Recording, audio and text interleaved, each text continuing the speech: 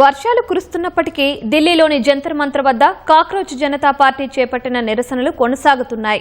ఈ ఉదయం దీక్షాస్థలిని శుభ్రం చేసిన నిరసనకారులు తమ ఆందోళనను కొనసాగించారు. నీట్ పేపర్ లీకేజీకి ప్రభుత్వం బాధ్యత వహించాలని, కేంద్ర విద్యాశాఖ మంత్రి ధర్మేంద్ర ప్రధాన్ రాజీనామా చేయాలని ప్లకార్డులు పట్టుకుని నినాదాలు చేస్తున్నారు. ముందు జాగ్రత్త చర్యగా పోలీసులు భద్రతను కట్టుదిట్టం చేశారు.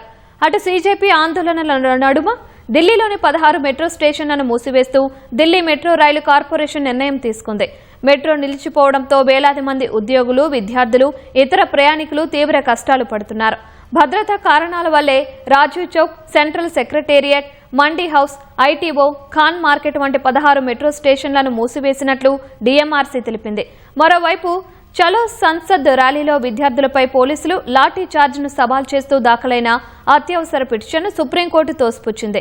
తమ సమయాన్ని వృధా చేయవద్దని పిటిషనర్ను ప్రధాన న్యాయమూర్తి జస్టిస్ సూర్యకాంత్ కోరారు.